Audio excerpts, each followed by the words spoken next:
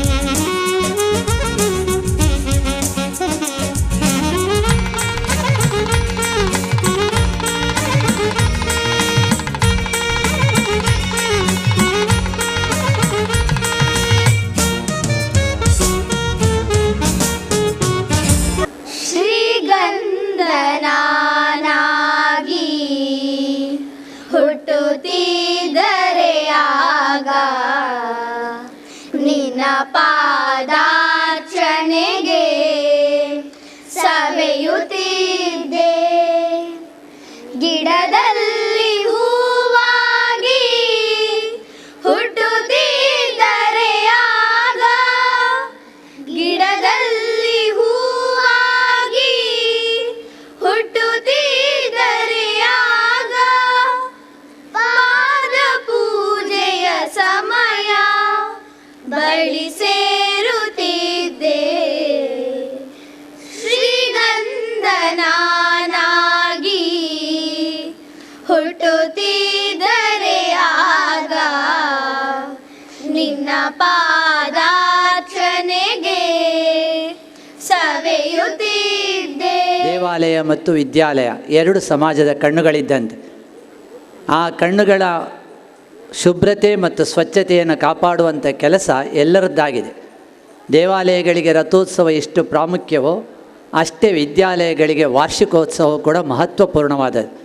ನಾಳೆ ನಡೆಯುವಂಥ ವಾರ್ಷಿಕೋತ್ಸವದಿಂದಾಗಿ ಒಂದು ವಿದ್ಯಾಲಯದ ಅತ್ಯುನ್ನತವಾದಂಥ ಸ್ಥಾನಮಾನವಾದ ಸಮಾರಂಭ ಏರ್ಪಡ್ತದೆ.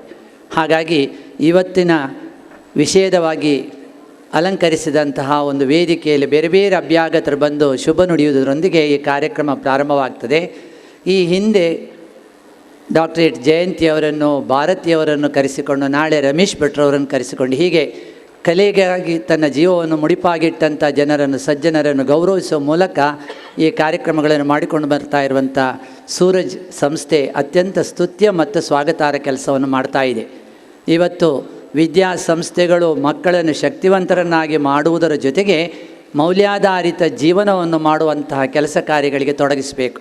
ಅದಕ್ಕಾಗಿ ಸೂರಜ್ ಸಂಸ್ಥೆ ಪ್ರಾರಂಭ ಮಾಡುವಾಗ ಗ್ರಾಮೀಣ ಪ್ರದೇಶದ ಈ ಒಂದು ಸಂಸ್ಥೆ ಆರಂಭಿಕ ಕಾಲದಲ್ಲಿ ಎಷ್ಟು ಕಷ್ಟಪಟ್ಟಿದ್ದಾರೆ, ಎಷ್ಟು ಪರಿಶ್ರಮದಿಂದ ಗೋಡೆಯನ್ನು ಕಟ್ಟಿದ್ದಾರೆ ಮತ್ತು ಎಷ್ಟು ಶ್ರಮವಹಿಸಿ ಇಲ್ಲಿ ದಾಖಲಾತಿಗಳನ್ನು ಮಾಡಿದ್ದಾರೆ ಅಂತ ನಮಗೆ ಮಂಜುನಾಥ ರೇವಣ್ಕರ್ ದಂಪತಿಗಳನ್ನು ಕಂಡು ನಾವು ಇವತ್ತು ಆನಂದ ಪಡ್ಬೋದು. ಅವರು ಮನೆ ಮನೆಗಳಿಗೆ ಹೋಗಿ ಮನಸ್ಸನ್ನು ತುಂಬಿಸಿ ಅರಳಿಸಿ ಈ ಸಂಸ್ಥೆಗೆ ಸೇರಿಸಿಕೊಂಡಿದ್ದಾರೆ. ಇವತ್ತು ಆನಂದ ಪಡ್ತಾ ಇದ್ದಾರೆ. ಇದೇನು ಲಾಭದಾಯಕವಾದಂಥ ಕೃಷಿಯಲ್ಲ, ಇದರಿಂದ ನಷ್ಟವೇ ಹೊಂದುವುದು. ಆದರೆ ಮನಸ್ಸಿಗೆ ಬೇಕಾದಂಥ ಸಂಪತ್ತು, ಮುದ, ಸಂತೋಷ, ಆನಂದ, ಶಾಂತಿ, ನೆಮ್ಮದಿ ಇತ್ಯಾದಿಗಳು ಎಲ್ಲಿಯೂ ಲಭ್ಯವಾಗದಿದ್ದರೆ ಇಲ್ಲಿ ಸಿಗತ್ತೆ. ಇವತ್ತು ಅಂತಹ ಕೆಲಸ ಕಾರ್ಯಗಳನ್ನು ಮಾಡಿರುವಂಥ ಮಂಜುನಾಥ ರೇವಣ್ಕರ್ ಅವರನ್ನು ಸಮಾಜ ಗುರುತಿಸಿಕೊಂಡು ಡಾಕ್ಟರೇಟ್ ಪದವಿಯನ್ನು ಕೊಟ್ಟು ಅನಂತಗೊಳಿಸಿದ್ದಾರೆ. ಅದಲ್ಲದೆ ರಾಟ್ರಿ ಸಂಸ್ಥೆ, ರಾಟ್ರಿ ಮತ್ತು ಲಯನ್ಸ್ ಎರಡು ಸಂಸ್ಥೆಗಳು ಸಮಾಜದ ಬಹಳ ದೃಷ್ಟಿಯುತವಾದಂಥ ಕಣ್ಣುಗಳು. ಅದರ ಸಮಾಜ ಸೇವೆಯನ್ನು ನಾವು ಗುರುತಿಸ್ಕೊಳ್ಳಬಹುದು. ಆ ರಾಟ್ರಿ ಸಂಸ್ಥೆಯಲ್ಲಿ ಕೂಡ ತಾನು ಮಾಡಿದ ಕೆಲಸದ ಅನುಭವ ಅವರಿಗಿದೆ.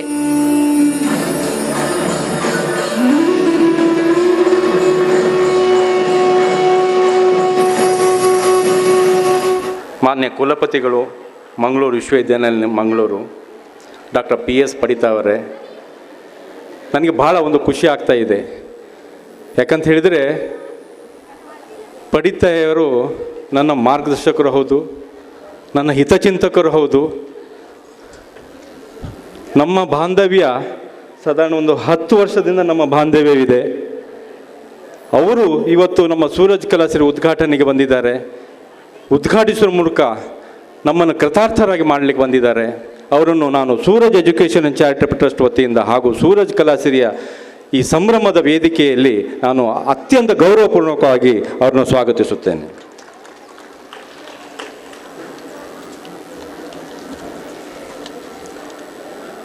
ಹಾಗೆಯೇ ನಮ್ಮವರೇ ಆದಂತಹ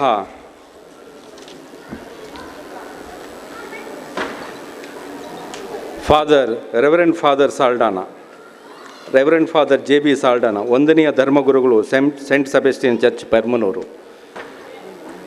ಇವತ್ತು ನಮಗೆ ಅವರು ಸಿಕ್ಕಿದ್ದು ನಮ್ಮ ಮಹಾ ಭಾಗ್ಯ ಅಂತ ಹೇಳ್ಬೋದು. ಯಾಕೆಂತ ಹೇಳಿದರೆ ಫಾದರ್ ಅವರ ಆಶೀರ್ವಾದ ನಮ್ಮೊಂದಿಗೆ ಇದ್ದರೆ ದೇವರ ಆಶೀರ್ವಾದ ಇದ್ದಂಗೆ ನಾನು ಹೇಳಲಿಕ್ಕೆ ಇಚ್ಛೆ ಬಯಸ್ತೇನೆ. ಅಂಥವರು ನಮ್ಮ ವೇದಿಕೆಯಲ್ಲಿ ಉಪಸ್ಥಿತರಿದ್ದಾರೆ. ಅವರಿಗೂ ನಾನು ಸೂರಜ್ ಎಜುಕೇಷನ್ ಚಾರಿಟಬಲ್ ಟ್ರಸ್ಟ್ ವತಿಯಿಂದ ಹಾಗೂ ಸೂರಜ್ ಕಲಾಸಿರಿ ವತಿಯಿಂದ ತುಂಬ ಹೃದಯದ ಸ್ವಾಗತವನ್ನು ಬಯಸುತ್ತೇನೆ. ಶಾಲೆಯ ಗುರುಗಳಾದಂಥ ಫಾದರ್ JB ಸಾಲ್ಡಾನ ಅವರಿದ್ದಾರೆ. ಪೆರ್ಮನೂರು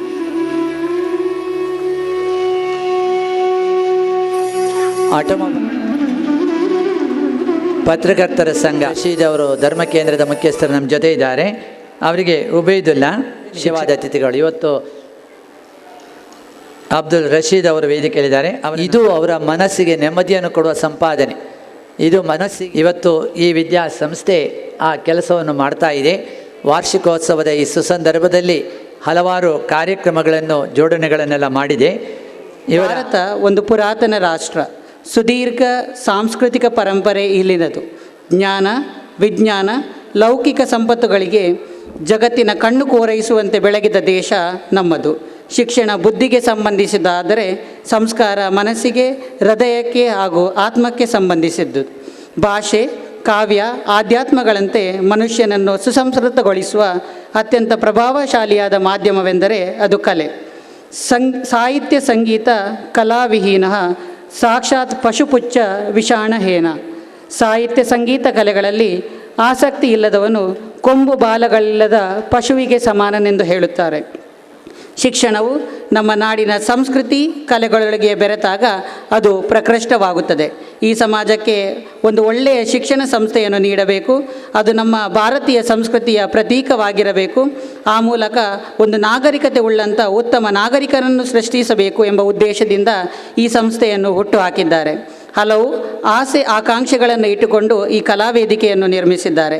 ಇಲ್ಲಿ ಕಲಿಯುವಂಥ ಎಲ್ಲ ವಿದ್ಯಾರ್ಥಿಗಳು ದೊಡ್ಡ ಸಾಧನೆಯನ್ನು ಮಾಡುವುದರ ಮೂಲಕ ಈ ದೇಶಕ್ಕೆ ಕೀರ್ತಿಯನ್ನು ತರಬೇಕು. ಈ ದೇಶದ ಉತ್ತಮ ಸಂಸ್ಕೃತಿ, ಕಲೆ, ಆಚಾರ ವಿಚಾರಗಳನ್ನು ತಮ್ಮಲ್ಲಿ ಮೈಗೂಡಿಸಿಕೊಂಡು ಉತ್ತಮ ನಾಗರಿಕರಾಗುವುದರ ಜೊತೆಗೆ ಹೆತ್ತವರಿಗೆ ಉತ್ತಮ ಮಕ್ಕಳಾಗಬೇಕು. ಸಮಾಜಕ್ಕೆ ದೊಡ್ಡ ಕೊಡುಗೆಯನ್ನು ಕೊಡುವಂಥ ವಿದ್ಯಾರ್ಥಿಗಳಾಗಬೇಕು. ಮಕ್ಕಳಲ್ಲಿ ಮೂಲಭೂತವಾದ ಕೆಲವು ವಿಷಯಗಳ ಬಗ್ಗೆ ಭದ್ರವಾದ ಬುನಾದಿಯನ್ನು ಹಾಕಿ ಆತ್ಮಸ್ಥೈರ್ಯ, ವ್ಯಕ್ತಿತ್ವ ಬೆಳವಣಿಗೆ, ಚಿಂತನ ಸಾಮರ್ಥ್ಯ, ಆತ್ಮ ಸಂಯಮ, ದೇಶಭಕ್ತಿ, ಸಂಸ್ಕಾರದ ಅರಿವನ್ನು ಮೂಡಿಸಿ ನಾಡಿನ ಸಮಸ್ತ ಕಲೆಗಳು ಜೀವಂತವಾಗಿರಬೇಕು ಎಂಬ ಉದಾತ್ತ ಧ್ಯೇಯೋದ್ದೇಶವನ್ನಿಟ್ಟುಕೊಂಡು ಈ ಸೂರಜ್ ಕಲಾಸಿರಿ ಉತ್ಸವವನ್ನು ಆಚರಿಸುತ್ತಿದ್ದೇವೆ. ಪ್ರೊಫೆಸರ್ ಪಲಾಲೆ ಸುಬ್ರಹ್ಮಣ್ಯ ಎಡಪಡಿತಾಯರು ಪ್ರಸ್ತುತ ಮಂಗಳೂರು ವಿಶ್ವವಿದ್ಯಾಲಯದ ಕುಲಪತಿಯಾಗಿರುವರು. 60ರ ಹರೆಯದ ಇವರಿಗೆ 33 ವರ್ಷಗಳ ಕಾಲದ ಅಗಾಧ ಶಿಕ್ಷಣ ವೃತ್ತಿಯ ಅನುಭವವಿದೆ. ಇದರೊಂದಿಗೆ ಸಂಶೋಧನೆಯ ಆಳವಾದ ಅನುಭವವು ಸೇರಿಕೊಂಡಿದೆ. ಶ್ರೀಯುತರು ಸರಿಸುಮಾರು 10 ವರ್ಷಗಳ ಕಾಲ ಆಡಳಿತಾತ್ಮಕ ವಿವಿಧ ಸೇವೆಯಲ್ಲಿ ನುರಿತರಾಗಿರುವರು. ಶ್ರೀಯುತರು 1982ರಲ್ಲಿ ತಮ್ಮ MCom ಪದವಿಯನ್ನು ಪಡೆದಿರುತ್ತಾರೆ. 1992ರಲ್ಲಿ PhD ಪದವಿಯನ್ನು ಕನ್ಸ್ಯೂಮರ್ಸ್ ಬಿಹೇವಿಯರ್ ಎಂಬ ವಿಷಯದ ಕುರಿತಾಗಿ ಪಡೆದಿರುವರು ಹಾಗೂ ಅನಂತರದಲ್ಲಿ ಸುಮಾರು 22ಕ್ಕೂ ಅಧಿಕ ವಿದ್ಯಾರ್ಥಿಗಳಿಗೆ ಮಾರ್ಗದರ್ಶನ ಮಾಡಿರುತ್ತಾರೆ. ಇಷ್ಟೇ ಅಲ್ಲದೆ ಪ್ರೊಫೆಸರ್ ಎಡಪಡಿತಾಯರು ಸುಮಾರು 9 ವರ್ಷಗಳ ಕಾಲ ಮಂಗಳೂರು ವಿಶ್ವವಿದ್ಯಾಲಯದ ರಿಜಿಸ್ಟ್ರಾರ್ ಆಗಿ ಸೇವೆ ಸಲ್ಲಿಸಿದ್ದಾರೆ. ಪ್ರಸ್ತುತ ವಾಣಿಜ್ಯ ವಿಭಾಗದ ಅತ್ಯಂತ ಹಿರಿಯ ಉಪನ್ಯಾಸಕರಾಗಿರುವರು. ಇನ್ನೊಂದು ಹೆಮ್ಮೆಯ ವಿಷಯವೇನೆಂದರೆ ಪ್ರಪ್ರಥಮ ಬಾರಿಗೆ ನಮ್ಮ ದಕ್ಷಿಣ ಕನ್ನಡ ಉಡುಪಿ ವಿಭಾಗದ ಓರ್ವ ಅಕಾಡೆಮಿಯನ್ ಮಂಗಳೂರು ವಿಶ್ವವಿದ್ಯಾಲಯ ಕುಲಪತಿ ಗಿರಿಯ ಮುಕುಟವನ್ನು ಮುಡಿಗೇರಿಸಿರುವುದು.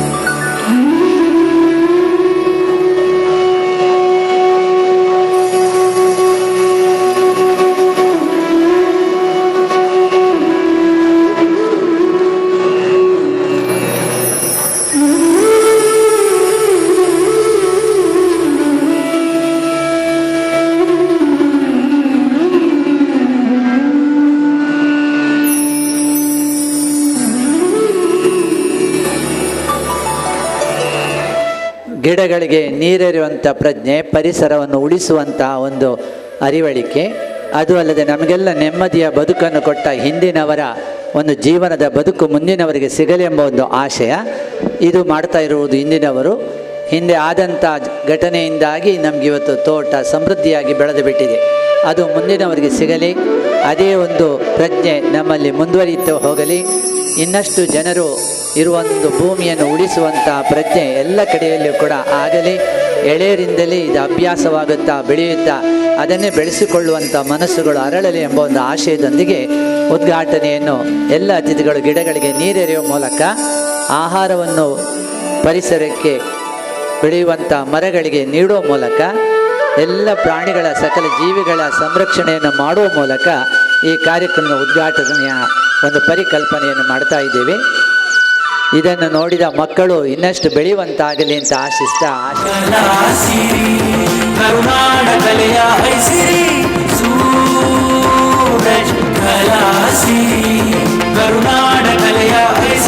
ಸಮೃದ್ಧ ಭಾರತ ಸಂಸ್ಕೃತಿ ಸಿರಿ, ಸಂಸ್ಕೃತಿ ಸಿರಿ, ಸಾಹಿತ್ಯ ಜನಪದ ಲಲಿತ ಕಲೆಗಳ ಮೈಸಿರಿ ಮೈಸಿರಿ, ಶಿಕ್ಷಣ ದೇಗುಲದಂಗಣ ರಿಂಗಣ ಯಕ್ಷ ಸಂಗೀತ ನಾಟ್ಯ ಚಿತ್ರದ ವರ್ಣ ಪರಂಪರಾ ಸಿರಿ, ಸೂರಜ್ ಕಲಾ ಸಿರಿ, ಕರುನಾಡ ಕಲೆಯ ಐಸಿರಿ, ಸೂರಜ್ ಕಲಾ ಸಿರಿ. ಗೌರವಿಸಬೇಕಾಗಿ ವಿನಂತಿಯನ್ನು ಮಾಡ್ತಾ ಇದ್ದೇವೆ.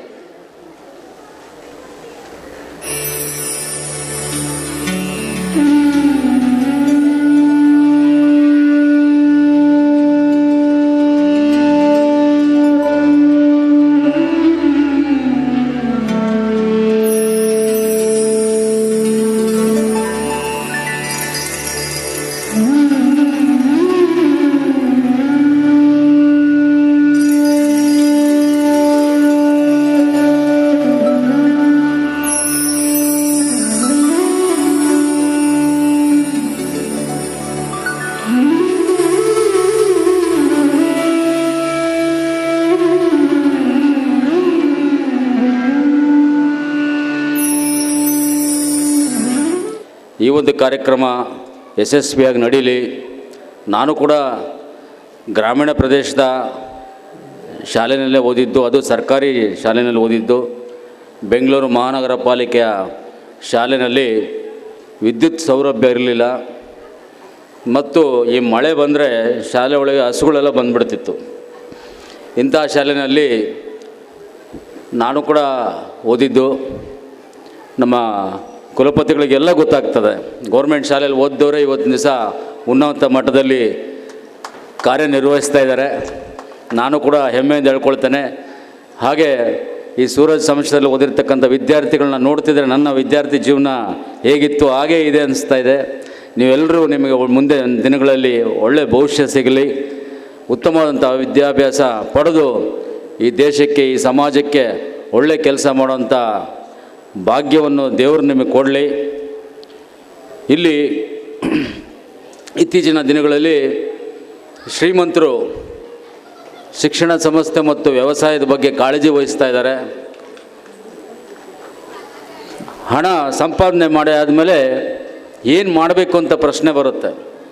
ಆಗ ತುಂಬ ಜನ ಭೂಮಿ ತಾಯಿ ಸೇವೆ ಮಾಡಲಿಕ್ಕಂತೇಳಿ ಫಾರ್ಮ್ ಹೌಸು ಮತ್ತು ವಿವಿಧ ರೀತಿಯಲ್ಲಿ ವ್ಯವಸಾಯ ಉತ್ಪನ್ನಗಳಿಗೆ ತೊಡಗ್ತಾ ಇದ್ದಾರೆ. ಭಾಳ ಒಳ್ಳೆಯ ಕೆಲಸ. ಹಣ ಸಂಪಾದನೆ ಮಾಡಿದ ನಂತರ ಮನಸ್ತೃಪ್ತಿ ಅಂತಿರುತ್ತೆ. ಆವಾಗ ದೇವರು ಮನಸ್ಸಿನಲ್ಲಿ ಬಂದು ಹೇಳ್ತಾರಂತೆ, ನಿನಗೆ ನಿನಗೆ ಆತ್ಮತೃಪ್ತಿ ಇದೆಯಾ ಅಂತ. ಆವಾಗ ಪ್ರಶ್ನೆ ಬಂದಾಗ ಅವರು ಶಿಕ್ಷಣ ಸಂಸ್ಥೆ ಕಡೆ ಬರ್ತಾರೆ. ಹಾಗೆ ಉನ್ನತ ಉದ್ಯಮಿಯಾಗಿದ್ದಂಥ ಡಾಕ್ಟರ್ ಮಂಜುನಾಥ್ ರಣೇಕರ್ ಅವರು ಈ ಶಿಕ್ಷಣ ಸಂಸ್ಥೆನ ಪ್ರಾರಂಭ ಮಾಡಿದ್ಮೇಲೆ ನಾನು ಭಾಳ ಸಂತೃಪ್ತಿ ಇದೆ, ಈ ಕೆಲಸದ ಬಗ್ಗೆ ನಾನು ತುಂಬ ತೃಪ್ತಿ ತಂದಿದೆ ಅಂತ ಹೇಳಿದ್ರು. ಭಾಳ ಸಂತೋಷ ಆಯಿತು. ಈ ಒಂದು ಗ್ರಾಮೀಣ ಪ್ರದೇಶದಲ್ಲಿ ಬಂದು ಇಂಥ ಉನ್ನತ ಮಟ್ಟದಂಥ ಶಾಲೆನ ಈ ಪರಿಸರದಲ್ಲಿರ್ತಕ್ಕಂಥ, ಅದರಲ್ಲೂ ಕೆಳ ಮಧ್ಯಮ ವರ್ಗ ಬಡವರಿಗೆ ಅನುಕೂಲ ಆಗುವ ರೀತಿಯಲ್ಲಿ ಯಾವುದೇ ಡೊನೇಷನ್ ಇಲ್ಲದೆ ಕಡಿಮೆ ಫೀಸ್ನಲ್ಲಿ ಸ್ಕೂಲ್ನ ನಡೆಸೋದು ಭಾಳ ದೊಡ್ಡ ಸಾಧನೆ. ಅವರಿಗೆ ದೇವರು ಇನ್ನೂ ಶಕ್ತಿ ಕೊಟ್ಟು ಈ ಸಮಸ್ಯೆನ ಇನ್ನೂ ದೊಡ್ಡ ಮಟ್ಟದಲ್ಲಿ ತೆಗೆದುಕೊಂಡು ಹೋಗಲಿಕ್ಕೆ ಅವರು ಶಕ್ತಿ ಕೊಡಲಿ ಆಶಯದೊಂದಿಗೆ ಅವರನ್ನು ಅಭಿನಂದಿಸ್ತಾ ಇದೆ.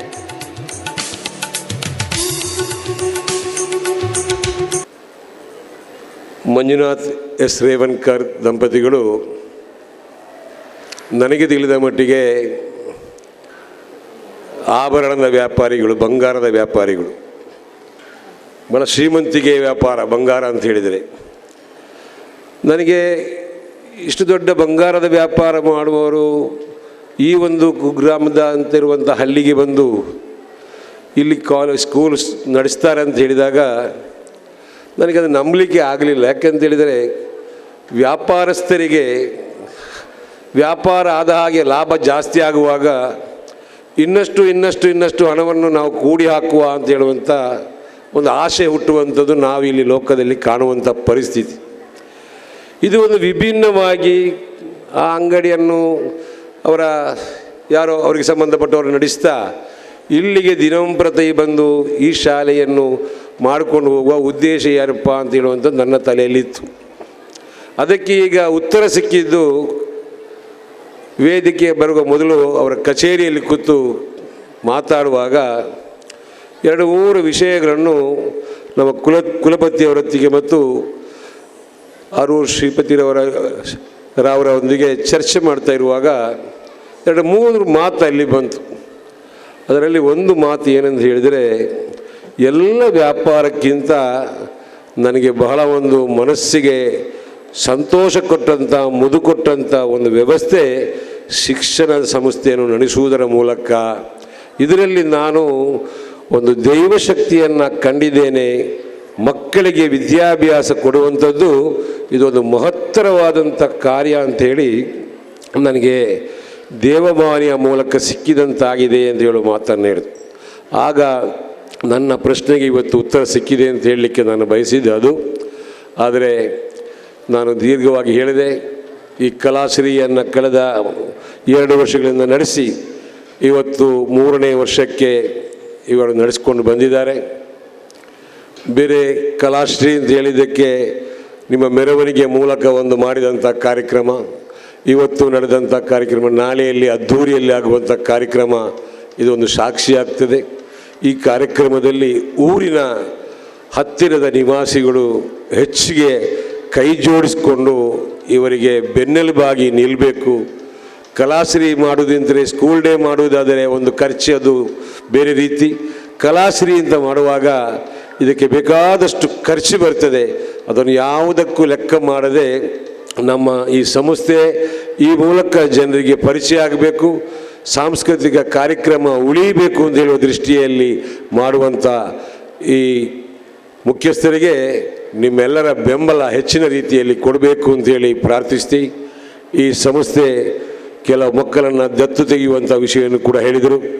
ಆ ರೀತಿಯಲ್ಲಿ ಇನ್ನಷ್ಟು ಜಾಸ್ತಿಯಾಗಿ ನಮ್ಮ ಪರಿಸರದ ಮಕ್ಕಳಿಗೆ ವಿದ್ಯಾಭ್ಯಾಸವನ್ನು ನೀಡಿ ಆ ಮೂಲಕ ಈ ದೇಶದ ಸತ್ಪ್ರಜೆಗಳಾಗಲಿಕ್ಕೆ ಈ ಮಕ್ಕಳನ್ನು ತಯಾರಿ ಮಾಡುವಂಥ ವ್ಯವಸ್ಥೆಗೆ ತಮ್ಮೆಲ್ಲರ ಸಹಕಾರವನ್ನು ನೀಡಿ ಅವರು ಈ ಸಂಸ್ಥೆಯನ್ನು ಉತ್ತರೋತ್ತರ ಅಭಿವೃದ್ಧಿ ಮಾಡಲಿಕ್ಕೆ ದೇವರು ಅನುಗ್ರಹಿಸಲಿ. ನಮಗೆಲ್ಲ ಸದಾ ಇರಲಿ ಅಂತ ಆಶಿಸ್ತಾ ಈ ವೇದಿಕೆಯಲ್ಲಿ ಅವರಿಗೆ ಗೌರವದ ಶಾಲ್ನೊಂದಿಗೆ ಮಂಜುನಾಥ್ ರೇವಣ್ಕರ್ ಅವರು ಗೌರವಿಸಿ ಅಭಿನಂದಿಸಬೇಕಾಗಿ ವಿನಂತಿಸ್ತಾ ಇದ್ದೇವೆ.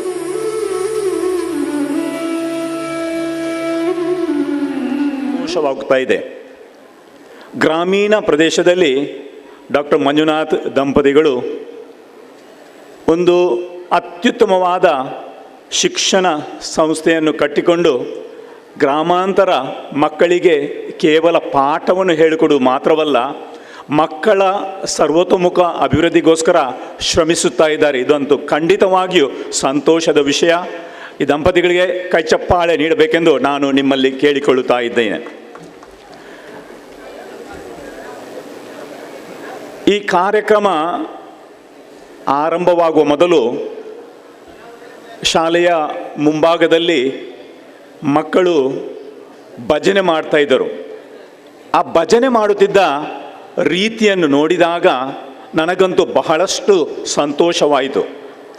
ಭಜನೆ ಮಾಡುವುದೆಂದರೆ ದೇವರನ್ನು ಪ್ರೀತಿಸುವುದು. ಯಾರು ದೇವರನ್ನು ಪ್ರೀತಿಸುತ್ತಾನೆ ಆತ ಹಿರಿಯರನ್ನು ಗೌರವಿಸುತ್ತಾನೆ. ಅಂತಹವರಲ್ಲಿ ದೈವಭಕ್ತಿ ಇರುವಾಗ ಖಂಡಿತವಾಗಿಯೂ ಸಜ್ಜನರಾಗಿ ಬಾಳಲು ಅಲ್ಲಿ ಪ್ರೇರಣೆ ಸಿಗುತ್ತದೆ. ಅಂತಹ ಪ್ರೇರಣೆ ಇಲ್ಲಿ ಕಲಿಯುವ ಎಲ್ಲ ಮಕ್ಕಳಿಗೆ ಸಿಗುತ್ತದೆ ಎಂಬ ಸಂಗತಿ ನನಗಂತೂ ಬಹಳಷ್ಟು ಸಂತೋಷವನ್ನು ನೀಡಿದೆ. ಏಕೆಂದರೆ ಇತ್ತೀಚಿನ ದಿನಗಳಲ್ಲಿ ವಿದ್ಯಾಸಂಸ್ಥೆಗಳಲ್ಲಿ ವ್ಯಾಪಾರೀಕರಣ ನಡೆಯುವಾಗ ಅದನ್ನು ಬಿಟ್ಟು ಈ ಗ್ರಾಮಾಂತರ ಪ್ರದೇಶದಲ್ಲಿ ನಿಜವಾಗಿಯೂ ಮೌಲ್ಯಾಧಾರಿತ ಜೀವನಕ್ಕೆ ಇಲ್ಲಿ ಮಹತ್ವವನ್ನು ನೀಡುತ್ತಾ ಇದ್ದಾರೆ ಎಂಬುದಂತೂ ಖಂಡಿತವಾಗಿಯೂ ಬಹಳಷ್ಟು ಸಂತೋಷದ ವಿಷಯ. ಎರಡನೇದಾಗಿ ವ್ಯಾಪಾರೀಕರಣದೊಡನೆ ಜಾಗತೀಕರಣ. ಇದರಿಂದಾಗಿ ನಮ್ಮ ಸಂಸ್ಕೃತಿ, ನಮ್ಮ ಪರಿಸರದಲ್ಲಿರುವ ಮೌಲ್ಯಗಳು ನಶಿಸಿ ಹೋಗುತ್ತಿರುವ ಸಂದರ್ಭದಲ್ಲಿ ಈ ಸೂರಜ್ ಕಲಾಸಿರಿ ಕಾರ್ಯಕ್ರಮದ ಮೂಲಕ ನಮ್ಮ ಸಂಸ್ಕೃತಿಗೆ ಮಹತ್ವವನ್ನು ನೀಡುವುದು, ಮೌಲ್ಯಾಧಾರಿತ ಜೀವನಕ್ಕೆ ನಾವು ಹೆಚ್ಚೆಚ್ಚು ಪ್ರಾಶಸ್ತ್ಯ ಕೊಡುವಂತಹ ಒಂದು ಸಂದರ್ಭ ಇಲ್ಲಿ ಇವತ್ತು ಮತ್ತು ನಾಳೆ ಮೂಡಿ ಬರ್ತಾ ಇದೆ ಅಂತ ನೋಡುವಾಗದು ಖಂಡಿತವಾಗಿಯೂ ಬಹಳಷ್ಟು ಸಂತೋಷ. ಪೋಷಕರೇ, ಇತ್ತೀಚಿನ ದಿನಗಳಲ್ಲಿ ಮಕ್ಕಳನ್ನು ಶಾಲೆಗೆ ಕಳಿಸುವಾಗ ಈ ಶಾಲೆಗೆ ಬಹಳಷ್ಟು ದೊಡ್ಡ ಜವಾಬ್ದಾರಿಯನ್ನು ನೀವು ನೀಡ್ತಾ ಇದ್ದೀರಾ.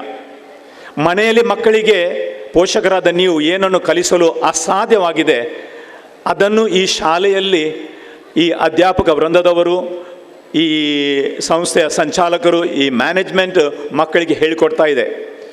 ಒಂದಿಬ್ಬರು ಮಕ್ಕಳನ್ನು ಸಾಕಿ ಸಲಹಲು ಕಷ್ಟವಾಗುವ ಸಂದರ್ಭದಲ್ಲಿ ನೂರಾರು ಮಕ್ಕಳನ್ನು ಒಟ್ಟಿಗೂಡಿಸಿ ಅವರಿಗೆ ಪಾಠಗಳನ್ನು ಹೇಳಿಕೊಡುವುದು ಮಾತ್ರವಲ್ಲ, ಮೌಲ್ಯಾಧಾರಿತ ಜೀವನಕ್ಕೆ ಪ್ರೇರಣೆ ನೀಡುವಂತಹ ಇಂಥ ಒಂದು ಸಂಸ್ಥೆ ಇದೆ ಎಂಬುದೇ ನಮ್ಮದೊಂದು ದೊಡ್ಡ ಭಾಗ್ಯ. ಇತ್ತೀಚಿನ ದಿನಗಳಲ್ಲಿ ಮಾದಕ ದ್ರವ್ಯಗಳು, ಮದ್ಯಪಾನ, ಇತರ ಕೆಟ್ಟ ಚಟಗಳು ನಮ್ಮ ಪರಿಸರದಲ್ಲಿ ಕಾಣಸಿಗುವಾಗ ಇಂತಹ ಸಂಸ್ಥೆಗಳು ನಿಜವಾಗಿ ಆ ಕೆಟ್ಟ ಚಟಗಳಿಂದ ಮಕ್ಕಳು ದೂರ ಉಳಿಯುವಂತಹ ಪ್ರೇರಣೆ ನೀಡುತ್ತಾರೆ. ಮಾತ್ರ ಅಲ್ಲದೆ ಸುಸಂಸ್ಕೃತರಾಗಿ ಬಾಳಲು ಇಲ್ಲಿ ಪ್ರೇರಣೆ ಸಿಗುತ್ತದೆ. ಅದು ಖಂಡಿತವಾಗಿಯೂ ಸಂತೋಷದ ವಿಷಯ. ನಾನು ಕೂಡ ಒಂದು ಶಿಕ್ಷಣ ಸಂಸ್ಥೆಯನ್ನು ನಡೆಸಿಕೊಂಡು ಬರ್ತಾ ಇದ್ದೇನೆ.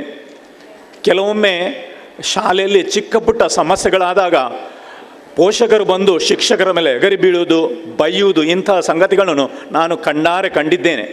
ಆದರೆ ಪೋಷಕರೇ, ಎಲ್ಲಿ ಸಮಸ್ಯೆಗಳಿಲ್ಲ, ಒಂದು ಕೈಯ 5 ಬೆರಳುಗಳು ಒಂದೇ ಲೆಕ್ಕ ಇಲ್ಲ.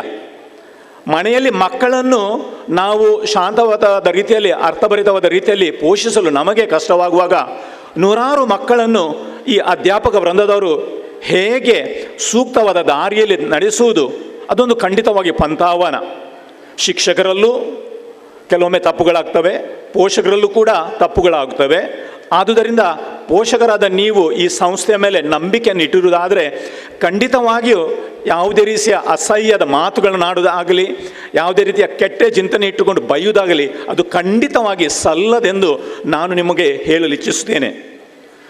ಈ ಸಂಸ್ಥೆಯ ಒಂದು ವಿಶೇಷತೆ ಏನೆಂದರೆ, ಇಲ್ಲಿ ಕ್ರೈಸ್ತ ಮಕ್ಕಳಿದ್ದಾರೆ, ಹಿಂದೂ ಮಕ್ಕಳಿದ್ದಾರೆ, ಮುಸಲ್ಮಾನ್ ಸಮುದಾಯಕ್ಕೆ ಸೇರಿದ ಮಕ್ಕಳಿದ್ದಾರೆ.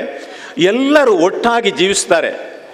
ನಮ್ಮ ಸಮಾಜ ಭದ್ರವಾಗಬೇಕಾದರೆ ಎಲ್ಲ ಸಮುದಾಯಗಳಿಗೆ ಸೇರಿದ ಮಕ್ಕಳು ಒಟ್ಟಿಗೆ ಸೇರಿ ಅವರು ಜೀವನ ನಡೆಸುವಂತೂ ಈ ಸಂದರ್ಭದಲ್ಲಿ ಅತೀ ಅಗತ್ಯವಾಗಿದೆ.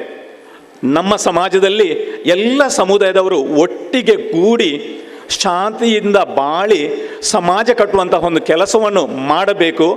ಅಂತಹ ಒಂದು ಅರ್ಥಭರಿತವಾದ ಚಿಂತನೆಯನ್ನು ಈ ಸಂಸ್ಥೆಯಲ್ಲಿ ನೀಡಲಾಗ್ತಿದೆ ಎಂಬುದು ಖಂಡಿತವಾಗಿಯೂ ಸಂತೋಷ. ಈ ಸಂಸ್ಥೆಯನ್ನು ನಡೆಸಿಕೊಂಡು ಹೋಗ್ತಿರುವ ಡಾಕ್ಟರ್ ಮಂಜುನಾಥ್ ದಂಪತಿಯವರಿಗೆ, ಇಲ್ಲಿಯ ಶಾಲಾ ಸಂಚಾಲಕರಿಗೆ, ಅದೇ ರೀತಿ ಅಧ್ಯಾಪಕ ವೃಂದದವರಿಗೆ, ಮಕ್ಕಳಿಗೆ ಶುಭವನ್ನು ಕೋರುವಾಗ ಸಂಸ್ಕೃತಿಯ ಕಡೆಗೆ, ಮೌಲ್ಯಾಧಾರಿತ ಜೀವನಕ್ಕೆ ಬಹಳಷ್ಟು ಪ್ರಾಮುಖ್ಯತೆ ಕೊಡುವ ಈ ಸಂಸ್ಥೆ ಬಹಳಷ್ಟು ಉದ್ದಕ್ಕೆ ಬಾಳಲಿ ನಾನು ನಿಮ್ಮಲ್ಲಿ ವಿನಂತಿಸುತ್ತೇನೆ.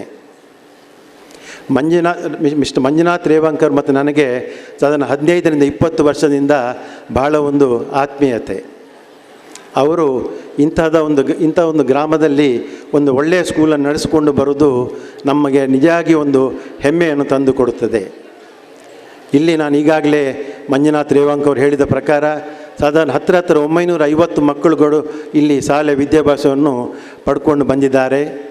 ಇನ್ನು ಬರೋ ವರ್ಷದಲ್ಲಿ ಇನ್ನಷ್ಟು ಮಕ್ಕಳು ಇಲ್ಲಿ ಬಂದು ವಿದ್ಯಾಭ್ಯಾಸವನ್ನು ಪಡೀಲಿಕ್ಕೆ ಅವರಿಗೆ ಅವಕಾಶವನ್ನು ಮಾಡಲಿಕ್ಕೆ ದೇವರು ಮಂಜುನಾಥ್ ದಂಪತಿಯವರಿಗೆ ದೇವರ ಆಶೀರ್ವಾದವನ್ನು ಮಾಡಲಿ ಎಂದು ಹೇಳಲಿಕ್ಕೆ ನಾನು ಇಚ್ಛಿಸುತ್ತೇನೆ. ಇದರ ವಿಶಿಷ್ಟ ಏನಂದರೆ ಇಲ್ಲಿ ಕಲಿಯುವ ಯಾವ ಮಕ್ಕಳು ಕೂಡ ₹1 ಡೊನೇಷನ್ನು ಕೂಡ ಕೊಡಲಿಕ್ಕೆ ಇಲ್ಲ. ಎಷ್ಟು ಕಷ್ಟ ಆದರೂ ಕೂಡ ಈಗಿನ ಕಾಲದಲ್ಲಿ ವ್ಯಾಪಾರ ಮಾಡೋದಂದರೆ ಅಷ್ಟೊಂದು ಈಸಿ ಅಲ್ಲ. ಆದರೂ ಕೂಡ ಮಿಸ್ಟರ್ ಮಂಜುನಾಥ್ ರೇವಂಕರ್ ಅವರು ಅದೇ ಕ್ರಮವನ್ನು ಕಳೆದ 10-15 ವರ್ಷದಿಂದ ₹1 ಡೊನೇಷನ್ ಇಲ್ಲದೆ ಮಕ್ಕಳಿಗೆ ಒಂದು ವಿದ್ಯಾಭ್ಯಾಸವನ್ನು ಕೊಡುತ್ತಾ ಬಂದಿದ್ದಾರೆ. ಇದಕ್ಕೆ ನಾವು ನಿಮಗೆ ಆಭಾರಿಯಾಗಿದ್ದೇವೆ. ನಾನು ಕೇಳಿದ ಪ್ರಕಾರ ಇಲ್ಲಿ ಮಕ್ಕಳಿಗೆ ಬೇಕಾಗಿದ್ದ ಎಲ್ಲ ಲೈಬ್ರರಿಗಳು, ಸ್ಕೂಲ್ ಬಸ್ಗಳು ಹಾಗೂ ಒಳ್ಳೆಯ ಪ್ಲೇಗ್ರೌಂಡ್ಗಳ ವ್ಯವಸ್ಥೆಯನ್ನು ಕೂಡ ಮಂಜುನಾಥ್ ರೇವಂಕರ್ ಅವರು ಮಾಡಿದ್ದಾರೆ. ಈ ಮುದ್ದು ಮಕ್ಕಳು ಇವತ್ತೊಂದು ಎಷ್ಟು ಲಾಯ್ಕಲ್ಲಿ ನಮಗೆ ಒಂದು ಬರುವಾಗ ಒಂದು ವೆಲ್ಕಮ್ ಮಾಡಿದರೆ ಅಂದರೆ ಅದು ನಿಜವಾಗಿ ಅದೊಂದು ಶ್ಲಾಘನೀಯ. ಸಣ್ಣ ಸಣ್ಣ ಮಕ್ಕಳು ಒಳ್ಳೆ ರೀತಿಯಲ್ಲಿ ಬೇರೆ ಬೇರೆ ಥರದ ಡ್ಯಾನ್ಸ್ ಪ್ರೋಗ್ರಾಮನ್ನು ಇಟ್ಟುಕೊಂಡು ಬಂದಿದ್ದಾರೆ. ಇದಕ್ಕೆ ನಾನು ನಿಮಗೆ ಚಿರಋಣಿಯಾಗಿದ್ದೇನೆ. ನಾನು ಮತ್ತು ಮಂಜುನಾಥ್ ರೇವಂಕರ್ ಅವರು ಇತ್ತೀಚೆಗೆ ಅಲ್ಲ, ನಾನು ಈಗಾಗಲೇ ಹೇಳಿದ ಹಾಗೆ ಪ್ರತಿ ವರ್ಷ ಅವರ ಅಂಗಡಿಯಲ್ಲಿ, ಅವರ ಮಾಡುವ ಬಂಗಾರದ ಅಂಗಡಿಯಲ್ಲಿ ವರ್ಷ ಅವರೊಂದು ಪೂಜೆಯನ್ನು ಮಾಡುತ್ತಾರೆ. ಆ ಪೂಜೆಗೆ ಕೂಡ ನಾನು ಪ್ರತಿ ವರ್ಷ ಕಳೆದ ಹಲವಾರು ವರ್ಷದಿಂದ ಪ್ರತಿ ವರ್ಷ ಕೂಡ ಹೋಗ್ತಾ ಇದ್ದೇನೆ. ಅಲ್ಲಿ ಅವರು ಒಳ್ಳೆ ರೀತಿಯಲ್ಲಿ ಪೂಜೆ ಮಾಡಿ ಬಂದ ಎಲ್ಲ ಅತಿಥಿಗಳಿಗೆ ಒಂದು ಆಶೀರ್ವಾದವನ್ನು ಕೂಡ ಮಾಡಿಕೊಂಡು ಬಂದಿದ್ದಾರೆ. ಇದು ಅವರ ಒಂದು ನೀತಿ ಮತ್ತು ಒಂದು ವಿಶ್ವಾಸ. ಅವರಿಗೆ ಇವತ್ತು ನಮಗೆ ಈ ಕಾರ್ಯಕ್ರಮಕ್ಕೆ ಬರಲಿಕ್ಕೆ ನನಗೆ ಒಂದು ಅವಕಾಶ ಮಾಡಿಕೊಟ್ಟದಕ್ಕಾಗಿ ಮಂಜುನಾಥ್ ರೇವಂಕರ್ ದಂಪತಿಗಳಿಗೆ ನನ್ನ ಹತ್ಪೂರ್ವಕವಾದ ಕೃತಜ್ಞತೆಗಳು. ಆಗಲೇ ಹಿರಿಯರು ಸಾಕಷ್ಟು ಮಾತುಗಳನ್ನು, ಸಲಹೆಗಳನ್ನು ಕೊಟ್ಟಿದ್ದರಾಗಿ ವೇದಿಕೆಯಲ್ಲಿ ಅರವಿಂದ್ ಮೋಟಾರ್ಸ್ನ ಮಾಲೀಕರಾಗಿ ಕಿಶೋರ್ ರಾವರಿದ್ದಾರೆ. ಅವರಿಗೆ ಕೂಡ ಸ್ವಾಗತವನ್ನು ಮಾಡುತ್ತಾ ಇವತ್ತು ನಾವು ಸೂರಜ್ ಕಲಾಸಿರಿ ಕಾರ್ಯಕ್ರಮದಲ್ಲಿ ಪಾಲ್ಗೊಂಡಿದ್ದೇವೆ. ಅತ್ಯಂತ ವಿಶಿಷ್ಟ ಮತ್ತು ವಿನೂತನ ಒಂದು ಕಾರ್ಯಕ್ರಮ ಇವತ್ತು ವೇದಿಕೆಯಲ್ಲಿ ನಾವು ಕಾಣ್ತಾ ಇದ್ದೇವೆ. ಸರ್ವ ಧರ್ಮಗಳ ಗುರುಗಳು ಇವತ್ತು ಆಸೀನರಾಗಿದ್ದರೆ ಇವತ್ತು ಸರ್ವಧರ್ಮದ ವಿದ್ಯಾರ್ಥಿಗಳು ಕೂಡ ಈ ಒಂದು ಕಾರ್ಯಕ್ರಮದಲ್ಲಿದ್ದಾರೆ. ಹಾಗಾಗಿ ಇದೊಂದು ಸಾಮರಸ್ಯದ ಸೂರಜ್ ಕಲಾಸಿರಿ ಅಂತಲೇ ನಾವು ಹೇಳ್ಬೋದಾಗಿದೆ. ಇವತ್ತು ಶೈಕ್ಷಣಿಕವಾಗಿ ನಾವು ಮಂಗಳೂರು ವಿಶ್ವವಿದ್ಯಾನಿಲಯದ ಕುಲಪತಿಗಳಾಗಿರುವಂಥ ಪ್ರೊಫೆಸರ್ ಎಡಪತಿ ಸರ್ ಅವರು ನಮ್ಮ ಮುಂದೆ ಇರ್ತಾರೆ. ಅವರ ವಿವಿಧ ಹಂತಗಳಲ್ಲಿ ಇವತ್ತು ಶೈಕ್ಷಣಿಕವಾಗಿ ಅವರು ಹಂತವಾಗಿ ಇರುತ್ತೆ. ಇವತ್ತು ಅವರು ಒಂದು ಮಂಗಳೂರು ವಿಶ್ವವಿದ್ಯಾನಿಲಯ ಅಂತ ಪ್ರತಿಷ್ಠಿತ ವಿಶ್ವವಿದ್ಯಾನಿಲಯದ ಕುಲಪತಿಗಿದಾಗಿದ್ದಾರೆ. ಇವತ್ತು ನಮ್ಮ ಶಿಕ್ಷಣ ಎತ್ತ ಸಾಗುತ್ತಿದೆ. ನಮ್ಮ ವಿದ್ಯಾರ್ಥಿಗಳು ನಮ್ಮ ಸಂಸ್ಕೃತಿ ಕಲೆಯ ಬಗ್ಗೆ ಎಷ್ಟು ಅರಿತುಕೊಂಡಿದ್ದಾರೆ ಎಂಬುದನ್ನು ಅವರ ಮಕ್ಕಳಲ್ಲಿ ಮತ್ತು ಹೆತ್ತವರಲ್ಲಿ ಕೇಳಬೇಕಾಗಿದೆ. ಇಂಥ ಸಂದರ್ಭದಲ್ಲಿ ಇವತ್ತು ಮಕ್ಕಳಿಗೆ ಹೆತ್ತವರು ಮೊಬೈಲ್ ಕೊಡುವುದರ ಮೂಲಕ ಇವತ್ತು ಮಕ್ಕಳು ನಮ್ಮ ಶ್ರೀಮಂತ ಕಲೆ ಸಂಸ್ಕೃತಿಯನ್ನು ಬೆಳೆಸೋಗೋಸ್ಕರ ಸಾಕಷ್ಟು ಕೆಲಸವನ್ನು ಮಾಡಬೇಕಿತ್ತು. ಅಂಥ ಸಂದರ್ಭದಲ್ಲಿ ಇವತ್ತು ನಮ್ಮ ಕಲೆ ಸಂಸ್ಕೃತಿ ಎಲ್ಲ ಈ ಒಂದು ಮೊಬೈಲ್ ಸಂಸ್ಕೃತಿ ಒಟ್ಟಿಗೆ ಮಾರು ಹೋಗುತ್ತಾ ಇದೆ. ಹಾಗಾಗಿ ವಿದ್ಯಾರ್ಥಿಗಳಲ್ಲಿ ಹೆತ್ತವರಲ್ಲಿ ನನ್ನ ಒಂದು ವಿನಂತಿ ಇದೆ, ನೀವು ಯಾವತ್ತೂ ಯಾವ ಕಾರಣಕ್ಕೂ ಕೂಡ ನಿಮ್ಮ ಮಕ್ಕಳಿಗೆ ಅವರೊಂದು ಹಂತಕ್ಕೆ ಬರುವ ತನಕ ಅವರ ವಿದ್ಯಾಭ್ಯಾಸ ಮುಗಿಯುವವರೆಗೆ ಯಾವುದೇ ರೀತಿಯ ಮೊಬೈಲ್ಗಳನ್ನು ಅವರಿಗೆ ಕೈಗೆ ಕೊಡಬೇಡಿ. ಇವತ್ತು ಮೊಬೈಲ್ ಸಂಸ್ಕೃತಿ ನಮ್ಮ ಇಡೀ ಶಿಕ್ಷಣ ವ್ಯವಸ್ಥೆಯನ್ನು, ನಮ್ಮ ಸಂಸ್ಕೃತಿಯನ್ನು ನಾಶಪಡಿಸ್ತಾ ಇದೆ. ಹಾಗಾಗಿ ನಾನು ಪೋಷಕರಲ್ಲಿ ಈ ಸಂದರ್ಭದಲ್ಲಿ ಕಳಕಳಿಯ ವಿನಂತಿಯನ್ನು ಕೂಡ ಮಾಡ್ತಾ ಇದ್ದೇನೆ. ಇವತ್ತು ನಾನು ಪತ್ರಕರ್ತರ ಸಂಘದ ಅಧ್ಯಕ್ಷನಾದ ಬಳಿಕ ದಕ್ಷಿಣ ಕನ್ನಡ ಜಿಲ್ಲೆಯಲ್ಲಿ ನಾವು ಇವತ್ತು ಸಾಮರಸ್ಯವನ್ನು ಕಾಪಾಡುವ ನಿಟ್ಟಿನಿಂದ ನಾವು ಬ್ರ್ಯಾಂಡ್ ಮ್ಯಾಂಗ್ಳೂರು ಅಂತೇಳಿ ಕಾರ್ಯಕ್ರಮವನ್ನು ಕಳೆದ ವರ್ಷ ಅಂದಿನ ಮುಖ್ಯಮಂತ್ರಿಯಾಗಿದ್ದ ಕುಮಾರಸ್ವಾಮಿ ಅವರನ್ನು ಕರೆಸಿ ಕಾರ್ಯಕ್ರಮಕ್ಕೆ ಚಾಲನೆಯನ್ನು ಕೊಟ್ಟಿದ್ದೀವಿ. ಇವತ್ತು ನಾವು ಸಾಮರಸ್ಯ ಜೀವನ ನಡೆಸಬೇಕು, ಹಿಂದೂ ಕ್ರೈಸ್ತ ಮುಸಲ್ಮಾನರು ಒಂದಾಗಿ ಜೀವನ ನಡೆಸಿದರೆ ನಮ್ಮ ಸಮಾಜ ಅಭಿವೃದ್ಧಿ ಕಾಣಲು ಸಾಧ್ಯ ಎಂಬ ಹಿನ್ನೆಲೆಯಲ್ಲಿ ನಾವು ಒಂದು ಬ್ರ್ಯಾಂಡ್ ಮ್ಯಾಂಗ್ಳೂರ್ ಎಂಬ ಕಾರ್ಯಕ್ರಮವನ್ನು ಭಾಳಷ್ಟು ಯಶಸ್ವಿಯಾಗಿ ಹಮ್ಮಿಕೊಂಡಿದ್ದೆವು. ಈ ಬಾರಿ ನಾವು ಇದರೊಟ್ಟಿಗೆ ಪತ್ರಕರ್ತರಿಗೆ ಕೂಡ ಸಾಮಾಜಿಕ ಜವಾಬ್ದಾರಿ ಇದೆ ಎಂಬ ಹಿನ್ನೆಲೆಯಲ್ಲಿ ನಾವೊಂದು ಗ್ರಾಮ ವಾಸ್ತವ್ಯ, ಪತ್ರಕರ್ತರ ಗ್ರಾಮ ವಾಸ್ತವ್ಯ ಕಾರ್ಯಕ್ರಮವನ್ನು ಕೂಡ ಕಳೆದ ವರ್ಷ ಆರಂಭಿಸಿದೆ. ಕಳೆದ ಬಾರಿ ನಾವು ಬೆಳ್ತಂಗಡಿ ತಾಲೂಕಿನ ಕುತ್ತೂರಲ್ಲಿ ಗ್ರಾಮ ವಾಸ್ತವ್ಯವನ್ನು ಮಾಡುವಾಗ ನಾವು ಅಲ್ಲಿ ಒಂದು ಕುತ್ತೂರಿನ ಸರಕಾರಿ ಶಾಲೆಯ ಗ್ರಾಮ ವಾಸ್ತವ್ಯ ಮಾಡಿದೆವು. ಆ ಸರಕಾರಿ ಶಾಲೆ ನಾವೊಂದು ಗ್ರಾಮ ವಾಸ್ತವ್ಯ ಮಾಡೋ ಸಂದರ್ಭದಲ್ಲಿ ಭಾಳಷ್ಟು ಪರಿಸ್ಥಿತಿ ಶೋಚನೀಯವಾಗಿತ್ತು. ಅಲ್ಲಿ ಮೂಲಭೂತ ಸೌಕರ್ಯವಿಲ್ಲದೆ ಆ ಶಾಲೆಯ ವಿದ್ಯಾರ್ಥಿಗಳ ಸಂಖ್ಯೆ 200 ಇದ್ದದ್ದು 43ಕ್ಕೆ ತಲುಪಿತು. ಆ ಒಂದು ಶಾಲೆಯ ಮಹತ್ವದ ಜವಾಬ್ದಾರಿಯನ್ನು ಪತ್ರಕರ್ತರ ಸಂಘ ತೆಗೆದುಕೊಂಡ ಬಳಿಕ ನಾವು ಈ ಬಾರಿ ಆ ಶಾಲೆಗೆ ಅಗತ್ಯ ಇರುವ ಕಂಪ್ಯೂಟರ್ಗಳನ್ನು, ಶಾಲೆಗೆ ಅಗತ್ಯ ಇರುವ ಒಂದು ಲೈಬ್ರರಿಯನ್ನು ಮತ್ತು ಆ ಶಾಲೆಗೆ ಅಗತ್ಯ ಇರುವ ಒಂದು ಕೈತೋಟವನ್ನು ಈ ವರ್ಷ ನಾವು ನಮ್ಮ ಪತ್ರಕರ್ತರ ಸಂಘದ ಮೂಲಕ ಆ ಶಾಲೆಗೆ, ಸರ್ಕಾರಿ ಶಾಲೆಗೆ ನಾವು ಇವತ್ತು ಮಾಡಿಕೊಟ್ಟಿದ್ದೇವೆ. ಒಂದು ಆ ಶಾಲೆಗೆ ಇಂಗ್ಲೀಷ್ ಮೀಡಿಯಮ್, ಒಂದು ಇಂಗ್ಲೀಷ್ ಕಲಿಸಲಿಕ್ಕೆ ಮತ್ತು ಕಂಪ್ಯೂಟರ್ ಕಲಿಸಲಿಕ್ಕೆ ಒಂದು ಟೀಚರ್ ಕೂಡ ಅಗತ್ಯ ಇತ್ತು. ಶಾಲಾ ಅಭಿವೃದ್ಧಿ ಮಂಡಳಿಯವರು ನಮಗೆ ಮನವಿಯನ್ನು ಮಾಡಿದ್ದು, ನಮಗೆ ಒಂದು ನೀವು ಅಧ್ಯಾಪಕರನ್ನು ನೇಮಕ ಮಾಡಿಕೊಡಬೇಕು, ಶಿಕ್ಷಕಿಯನ್ನು ನೇಮಕ ಮಾಡಿಕೊಡು, ಅದನ್ನು ಮಾಡುವ ಜವಾಬ್ದಾರಿಯನ್ನು ಕೂಡ ಪತ್ರಕರ್ತರ ಸಂಘ ಮಾಡಿದ ಮೇಲೆ ಇವತ್ತು ಒಂದು ಸರಕಾರಿ ಶಾಲೆ ವಿದ್ಯಾರ್ಥಿಗಳಿಲ್ಲದೆ ಮುಚ್ಚುವ ಭೀತಿಯಲ್ಲಿದ್ದ ಸರಕಾರಿ ಶಾಲೆಯನ್ನು ನಾವು ಉಳಿಸುವ ಒಂದು ಪ್ರಾಮಾಣಿಕ ಪ್ರಯತ್ನವನ್ನು ಮಾಡೋದ್ರ ಮೂಲಕ ಇವತ್ತು ವಿದ್ಯಾರ್ಥಿಗಳ ಸಂಖ್ಯೆ ಇವತ್ತು ಮೂಲಭೂತ ಸೌಕರ್ಯ ಬಂದ ಮೇಲೆ, ಈ ಕಂಪ್ಯೂಟರ್ ಬಂದ ಮೇಲೆ, ಈ ಲೈಬ್ರರಿ ಬಂದ ಮೇಲೆ ಇವತ್ತು 74ಕ್ಕೆ ಮುಟ್ಟಿದೆ. ಅಂಥ ಒಂದು ಸರ್ಕಾರಿ ಶಾಲೆಯನ್ನು ಉಳಿಸುವ ಪ್ರಯತ್ನವನ್ನು ಪತ್ರಕರ್ತರ ಸಂಘ ಪ್ರಾಮಾಣಿಕವಾಗಿ ಮಾಡ್ತಾ ಇದೆ. ನಾವಿವತ್ತು ರೇವಣ್ಕರ್ ಸರ್ ಅವರು ನನಗೆ ಆಮಂತ್ರಣ ಕೊಡುವಾಗ ನಾವು ಇವತ್ತು ಸುಳ್ಯದಲ್ಲಿ ನಮಗೆ ಪತ್ರಕರ್ತರ ಗ್ರಾಮ ವಾಸ್ತವ್ಯದ ಬಗ್ಗೆ ಒಂದು ಪೂರ್ವಭಾವಿ ಸಭೆಯನ್ನು ಇಟ್ಕೊಂಡಿದ್ರು. ಆದರೆ ಬೆಳಿಗ್ಗೆನೇ ಇವತ್ತು ರೇವಣ್ಕರ್ ಸರ್ ನೀವು ಬರಲೇಬೇಕಂತ ಹೇಳಿದ್ದಕ್ಕೆ ನಾ ಆ ಕಾರ್ಯಕ್ರಮವನ್ನು ಸೋಮವಾರಕ್ಕೆ ಮುಂದೂಡಿ ಈ ಒಂದು ಕಾರ್ಯಕ್ರಮದಲ್ಲಿ ಇವತ್ತು ಇರಲೇಬೇಕು ಅಂತೇಳಿ ಒಂದು ನಿಶ್ಚಯ ಮಾಡಿದ ಕಾರಣ ಇವತ್ತು ಈ ಕಾರ್ಯಕ್ರಮಕ್ಕೆ ಬಂದಿದ್ದಾರೆ. ಅವರು ಎಲ್ಲ ಕ್ಷೇತ್ರದಲ್ಲೂ ಕೂಡ ಇವತ್ತು ಚಿನ್ನಾಭರಣ ವ್ಯಾಪಾರಿಯಾಗಿದ್ದು ಕೂಡ ಅವರ ಕಲೆ, ಸಂಸ್ಕೃತಿ ಮತ್ತು ಅವರ ಶಿಕ್ಷಣಕ್ಕೆ ಅವರ ಕೊಡುಗೆ ಅಪಾರವಾದ. ಇಂಥ ಸಂಸ್ಥೆಗೆ ಬಂದು ನೋಡಬೇಕು ಏನು ಅದು ವಿಶೇಷತೆ ಇದೆ ಅಂತ ಹೇಳುವಂಥದ್ದು. ಸಾಧಾರಣ ನಾವು ಹೇಳುವಾಗ ಸೂರಜ್ ಕಲಾಸಿರಿ ಇವರೊಂದು ಶಿಕ್ಷಣ ಸಂಸ್ಥೆ ನಡೆಸ್ತಾ ಇದ್ದಾರೆ ಅಂತ ಗೊತ್ತಿದೆ ನನಗೆ. ಡಾಕ್ಟರ್ ಮಂಜುನಾಥ್ ರೇವಣ್ಕರ್ ಏನು ಮಾಡ್ತಾರೆ ಅಂತ ಹೇಳೋದು ಗೊತ್ತಿದೆ. ಅವರ ಸಮಾಜಮುಖಿ ಚಿಂತನೆ ಗೊತ್ತಿದೆ. ಅವರು ಕೇವಲ ಒಂದು ಚಿನ್ನದ ವ್ಯಾಪಾರಿ ಅಲ್ಲ. ಅವರ ವ್ಯಕ್ತಿತ್ವ ಅರ್ಥ ಮಾಡಿಕೊಳ್ಬೇಕಾದರೆ ನಾವು ಸಂಕುಚಿತ ಮನೋಭಾವದಲ್ಲಿ ಅವರನ್ನು ನೋಡಿದರೆ ಸಾಧ್ಯ ಇಲ್ಲ. ಅವರನ್ನು ನೋಡುವಾಗಲೇ ಆ ಮುಖದಲ್ಲಿರುವ ನಗು ಮಾತಾಡ್ತದೆ. ಇದು ಎಂಥ ವ್ಯಕ್ತಿತ್ವ, ಇದು ಮೇರು ವ್ಯಕ್ತಿತ್ವ. ಅವರು ಯಾರಿಗೂ ನೋವು ತರುವವರಲ್ಲ, ಯಾರಿಗೂ ಕಣ್ಣೀರು ಬರೆಸುವವರಲ್ಲ. ಅದಕ್ಕೆ ವಿರುದ್ಧವಾಗಿ ಕಣ್ಣೀರು ಒರೆಸುವವರು, ಇನ್ನೊಬ್ಬರ ಮುಖದಲ್ಲಿ ನೋವು ಕಂಡು ಸಂತೋಷ ಪಡುವವರು, ಎಲ್ಲರೂ ಹಸನ್ಮುಖಿಗಳಾಗಬೇಕು ಮತ್ತು ಇನ್ನೊಬ್ಬರ ಕಷ್ಟ ಕಾರ್ಪಣ್ಯಗಳಿಗೆ, ದುಃಖ ದುಮ್ಮಾನಗಳಿಗೆ ಸಮಯೋಚಿತವಾಗಿ ಸ್ಪಂದಿಸುವಂಥ ಹೃದಯ ವೈಶಾಲ್ಯತೆ ಹೊಂದಿದ್ದವರು ಡಾಕ್ಟರ್ ಮಂಜುನಾಥ್ ರೇವಣ್ಕರ್ ಮತ್ತು ಅವರ ದಂಪತಿಗಳು. ಇಲ್ಲಿ ಅವರು ಇವತ್ತು ನನಗೆ ಒಂದು 7-8 ಟೆಲಿಫೋನ್ ಕಾಲ್ ಮಾಡಿದ್ದಾರೆ. ಯಾಕೆಂತ ಹೇಳಿದ್ರೆ ನೀವು ಖಂಡಿತ ಬರ್ತೀರಲ್ವೋ, ಅಂದರೆ ಕುಲಪತಿಗಳಂತ ಹೇಳಿದ್ರೆ ಒತ್ತಡದಲ್ಲಿರ್ತೇವೆ ಅಂತ. ಬೆಳಿಗ್ಗೆ ಒಂದು ಕಾರ್ಯಕ್ರಮ ಇತ್ತು, ಈಗ 6 ಗಂಟೆಗೆ ಒಂದು 5 ಜನ ಕಾಯ್ತಾ ಇರ್ತಾರೆ ಅಲ್ಲಿ ನಮ್ಮನ್ನು ಭೇಟಿ ಆಗಲಿಕ್ಕೆ. ಇದು ದಿನನಿತ್ಯ ನಡೆಯುವಂಥ ಒಂದು ನಿರಂತರ ಪ್ರಕ್ರಿಯೆ. ಇನ್ನು ಸಂತೋಷದಲ್ಲಿ ನಾನು ಮಾಡ್ತಾ ಇದ್ದೇನೆ. ಹಾಗೆಯೇ ಇಂಥ ಕಾರ್ಯಕ್ರಮಗಳಲ್ಲಿ ಬಂದು ಉದ್ಘಾಟನೆ ಮಾಡೋದು ಮಾತ್ರ ಅಲ್ಲ, ಒಂದು 4 ಮಾತುಗಳ ಮೂಲಕ ಸಮಾಜಕ್ಕೆ ಸಂದೇಶ ನೀಡುವಂಥ ಕರ್ತವ್ಯ ಕೂಡ ಕುಲಪತಿಗಳಿಗಿದೆ ಅಂತೇಳಿ ನಾನು ಬೊಟ್ಟು ಮಾಡಿ ಹೇಳ್ತೇನೆ. ಆ ಕರ್ತವ್ಯ ನೆಲೆಯಲ್ಲಿ ನಾನು ಬರಲೇಬೇಕಾಗ್ತದೆ ಇಲ್ಲಿ. ಮತ್ತೊಂದು, ಡಾಕ್ಟರ್ ಮಂಜುನಾಥ ರೇವಣ್ಕರ್ ಒಂದು ಆಮಂತ್ರಣ ನೀಡಿದರೆ ಯಾರಿಗೂ ಕೂಡ ತಪ್ಪಿಸಿಕೊಳ್ಳಲಿಕ್ಕೆ ಆಗೋದಿಲ್ಲ, ಸಾಧ್ಯ ಇಲ್ಲ. ಯಾಕೆಂದರೆ ಅವರ ಹೃದಯ ಶ್ರೀಮಂತಿಗೆ ಆ ರೀತಿಯಲ್ಲಿದೆ. ಅವರು ಆ ರೀತಿ ಫೋನ್ ಮಾಡಿದರು, ಆಮೇಲೆ ಪುನಃ 3 ಗಂಟೆಗೆ ಹೇಳಿದರು ಖಂಡಿತ ನೀವು ಬರ್ತಿರಲ್ವ ಅಂತ. ನಾನು ಡ್ರೈವರ್ ಮಿತ್ರರಿಗೆ ಹೇಳಿದೆ 3:15 ಅಂತ ಹೇಳಿದರು, 3:15 ಅಲ್ಲಿರುವಂಥದ್ದು ಭಾಳ ಅಚ್ಚುಕಟ್ಟಾಗತ್ತೆ, ಸೂಕ್ತ ಆಗ್ತದೆ ಅಂತ. ಅವರು 3:10ಕ್ಕೆ ಹೊರಟರು. ನಾವು 3:15 ಇರ್ಬೋದಿತ್ತು, ಆದರೆ ಮೆರವಣಿಗೆ ನೋಡಿದ್ದೀವಿ ನಾವು. ನಾನು ಹೇಳಿದೆ ಇದು ಮೆರವಣಿಗೆ ಬೇರೆದಾದರೆ ನಮಗೆ ತಡ ಆಗತ್ತೆ ಅಂತ. ಇಲ್ಲ, ಮೆರವಣಿಗೆ ಇಲ್ಲಿ ಆಗ್ತಾ ಉಂಟು ಅಂತಾರೆ. ಅದೊಂದು ರೀತಿಯ ಸಾಂಸ್ಕೃತಿಕ ಮೆರವಣಿಗೆ, ಚಂಡೆ, ಕುಣಿತ, ಭಜನೆ, ದಫ್ ನೃತ್ಯ, ಸ್ಕೌಟ್ಸ್ ಮತ್ತು ಗೈಡ್ಸ್ ವಿದ್ಯಾರ್ಥಿಗಳ ಪಥ ಸಂಚಲನ ಆಗ್ತಾಯಿತ್ತು ಮುಡಿಪು ಸರ್ಕಲ್ನಿಂದ ಇಲ್ಲಿವರೆಗೆ. ಸೊ ಇದೊಂದು ವಿಶಿಷ್ಟ ರೀತಿಯಲ್ಲಿ, ವಿಭಿನ್ನ ರೀತಿಯಲ್ಲಿ, ಒಂದು ರೀತಿಯ ಅನನ್ಯ ರೀತಿಯಲ್ಲಿ ಮಾಡ್ತಾ ಇದ್ದಾರೆ ಅಂತ ಹೇಳುವಾಗ ಇಡೀ ಸಮಾಜವೇ ಇವರನ್ನು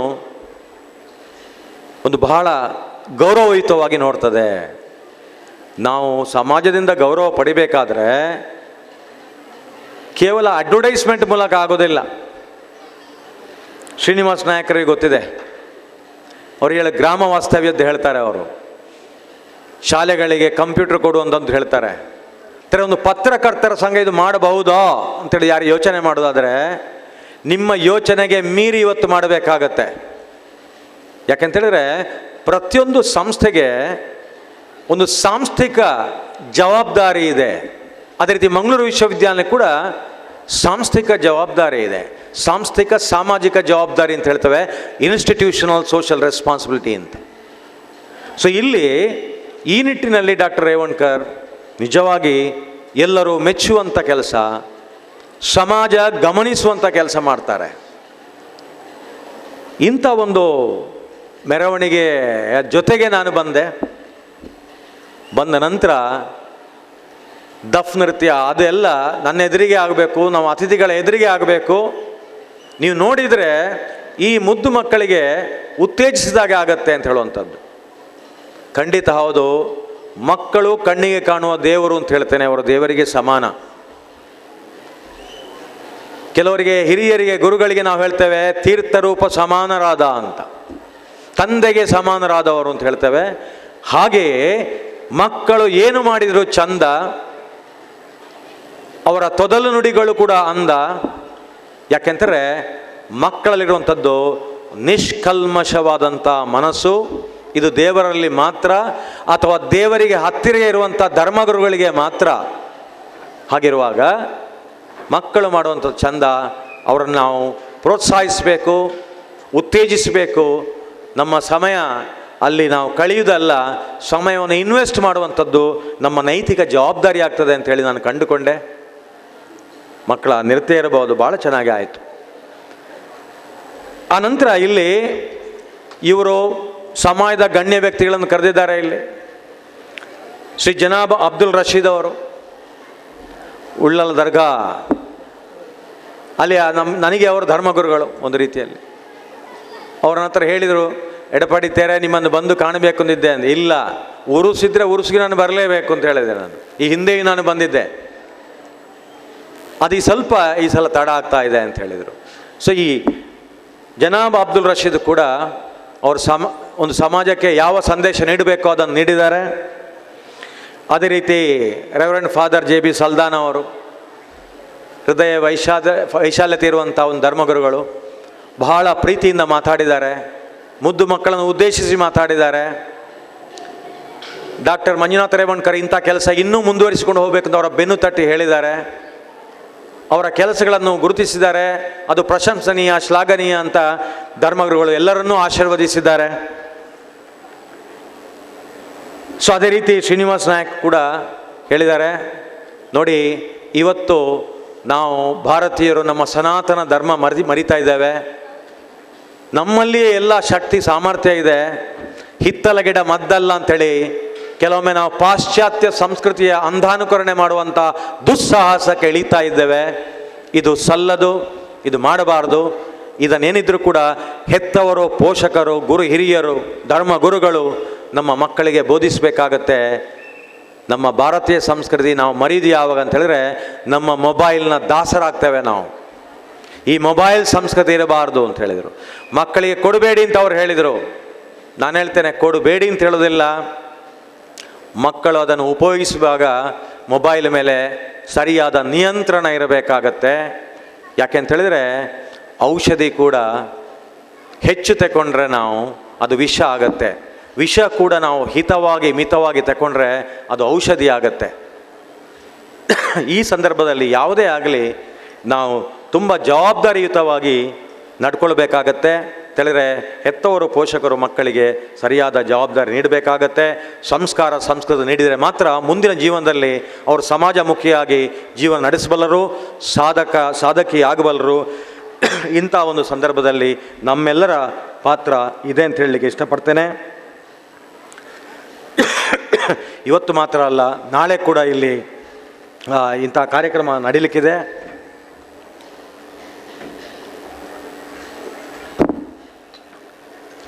ಕೆಲವರನ್ನು ಗುರುತಿಸಿ, ಗೌರವಿಸಿ, ಪ್ರೋತ್ಸಾಹಿಸಿ ಇಡೀ ಸಂಸ್ಥೆಯ ಘನತೆ ಗೌರವವನ್ನು ಎತ್ತಿಡಿಯುವಂಥ ಕಾರ್ಯಕ್ರಮ ಮಾಡ್ತಾ ಇದ್ದಾರೆ. ಬೇಕಾಗಿ ಸೂರಜ್ ಕಲಾ ಸಿರಿಯ ಮ್ಯಾನೇಜಿಂಗ್ ಡೈರೆಕ್ಟರ್ ಆಗಿರುವಂಥ ಡಾಕ್ಟರೇಟ್ ಮಂಜುನಾಥ್ ರೇವಣ್ಕರ್ ಅವರು ಅಭಿನಯಿಸ್ತಾ ಇದ್ದೇವೆ. ಸ್ಮರಣಿಕೆಯನ್ನು ಹೇಮಲತಾ ರೇವಣ್ಕರ್ ಅವರು ನೀಡಬೇಕು ಅಂತ ಪ್ರೊಫೆಸರ್ ಕುಲಪತಿ ಅವರನ್ನು ಗೌರವಿಸಬೇಕು ಎಂದು ವಿನಂತಿಸ್ತಾ ಇದ್ದೇವೆ.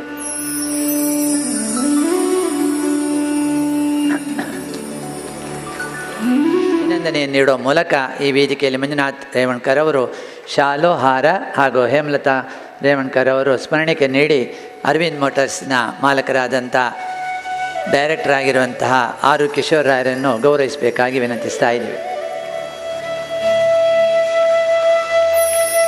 ಮಾಡಿದಂಥ ಶ್ರೀನಿವಾಸ್ ನಾಯ್ಕ್ ಇಂದಾಜಿ ಅವರ ನೇತೃತ್ವ ತಂಡಕ್ಕೆ ನಮ್ಮ ಅಭಿನಂದನೆ. ಮತ್ತು ಈ ಸೂರಜ್ ಕಲಾಸಿರಿಯಲ್ಲಿ ಆಗಮಿಸಿ ಚಂದ ಕಾಣಿಸಿಕೊಟ್ಟಂಥ ಶ್ರೀನಿವಾಸ್ ನಾಯ್ಕರವರಿಗೆ ಶಾಲು, ಹಾರ ಹಾಗೂ ಹೇಮಲತಾ ರೇವಣ್ಕರ್ ಅವರು ಸ್ಮರಣಿಕೆ ನೀಡಿ ಗೌರವಿಸಬೇಕಾಗಿ ವಿನಂತಿಸ್ತಾ ಇದ್ದೀವಿ.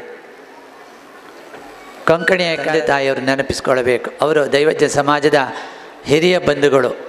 ಇಂತಹ ಒಂದು ಗ್ರಾಮೀಣ ಪ್ರದೇಶದ ಹಲವಾರು ಕಾರ್ಯಕ್ರಮಗಳನ್ನು ಮಾಡಿಕೊಂಡು ಬಂದಂಥ ಸಮಾಜ ಬಾಂಧವರು.